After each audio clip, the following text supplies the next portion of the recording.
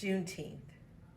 What comes to me when I think of Juneteenth is Opal Lee. She's a 94-year-old woman.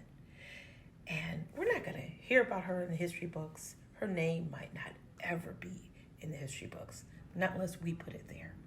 But Opal Lee, this is the reason we have this national holiday, because this 94-year-old African-American woman whose home was burnt to the ground by 500 white supremacists when she was the age of 12.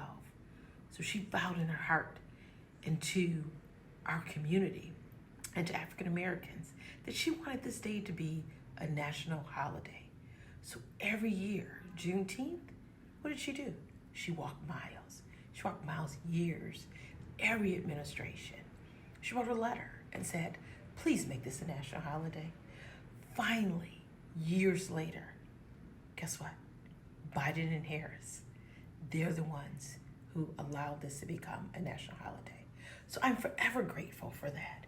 I'm forever grateful for Opal Lee. I'm forever grateful for our ancestors, because what we have to do to celebrate, we have to work every day to become our ancestors' dream.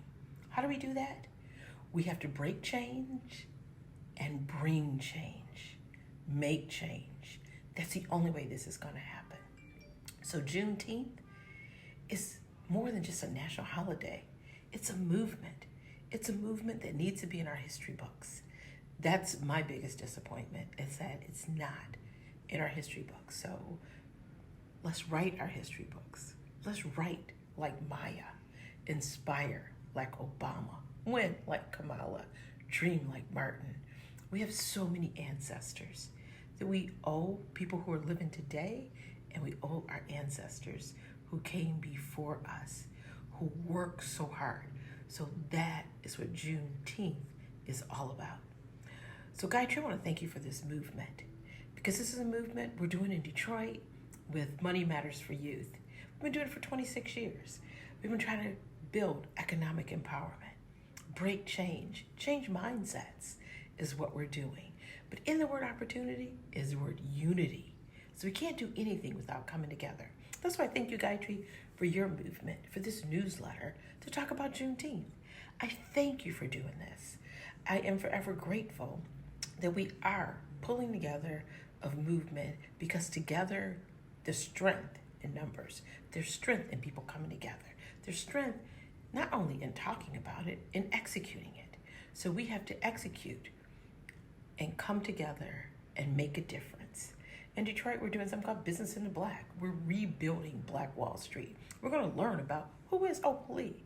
We're going to learn about the businesses that were burnt down 100 years ago. People started businesses 100 years ago. We're going to learn about that, and we're going to honor 100 businesses in Detroit. Every young investor that's in the camp, we're going to do something called Business in the Black Consultants, to see through their lenses, our young people, what they think businesses should do to make sure that they leave a legacy. We're actually building a Detroit Wall Street.